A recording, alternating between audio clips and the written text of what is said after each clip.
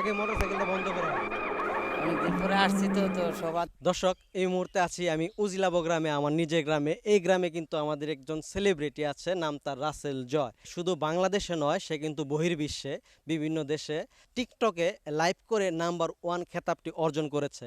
2 থেকে 3 বার আমি তার সাথে যোগাযোগ করার চেষ্টা করেছি, যদিও ছোট ভাই। আজকে তাকে আমি সরাসরি ধরবো, এই মাত্র আমাকে ফোন দিয়েছে, সে আসছে সরাসরি এই রাস্তায় ধরবো। দেখতে পাচ্ছেন রাসেলের মোটরসাইকেলটা আসছে, রাসেলকে ধরতেছি কিন্তু আমি। এই সেই বাংলাদেশের সেলিব্রিটি আমাদের রাসেল ভাই। আহ, ভালো। ভালো ভাই, আছেন? তোমার বাড়িতে তো 2-3 বার গেলাম, তোমার পাইলাম না। আরে ভাই আসলে আইছি তো অনেকদিন পরে তো আগে মোটরসাইকেলটা বন্ধ করো।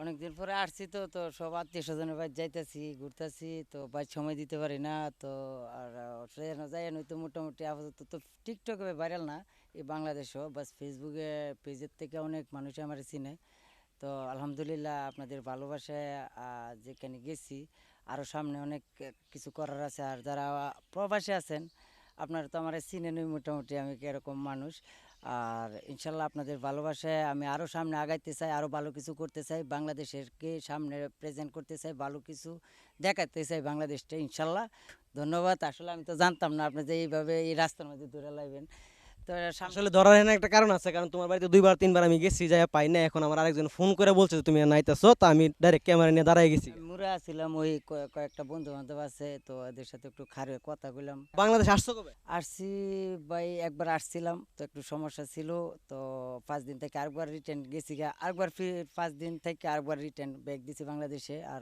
মোটামুটি 1 সপ্তাহ চলে বাংলাদেশে যে কইতে পারি না কয়দিন থাকি ইনশাল্লাহ নিয়ত আছে কিছুদিন থেকে কিছু পরিবেশটা দেখতাম আর কিছু যেহেতু লটকন আমাদের নরসিংদীর ঐতিহ্য লটকন তো ওই লটকন আম এদিকে কাঁঠাল তারপরে ইনশাল্লাহ আইতাছি হবে খেলা হবে খেলা হবে আর যাই হবে, এখন তুমি যে বাংলাদেশে আসছো, এই বাংলাদেশে যে সেলিব্রিটি, তুমি যে এখন সেলিব্রিটি হয়েছো, মানুষ তোমাকে চিনে জানে, আসার পরে এখন তোমার কাছে কেমন লাগছে মানুষের ও কথাবার্তা বলছে? ভাই কি কমু আমার আমার বাপ মা এত খুশি হয়েছে আর আমি তো আরো খুশি কারণ দেশে আওয়ার পরে হ্যাঁ তো প্রবাস সবাই কাজের পরে আসা বিনোদন নেই আমার লাইফ থেকে আর বাংলাদেশে আয়া যারা ফেসবুকের মাধ্যমে আমারে চিনছেন আপনাদেরকে সেলুট আর আমার পক্ষ থেকে ভালোবাসা যে এতটুক ভালোবাসা আপনারা ফেসবুকের থেকে নিছেন আর আমি আরও চেষ্টা করবো বাকিটা ইতিহাস তো দর্শক, আমরা কিন্তু রাসেলকে নিয়ে, যেহেতু রাসেল আমার গ্রামের ছেলে, রাসেলকে নিয়ে আরও অনেক ভিডিও করব এবং অনেক ব্লগ টক করব।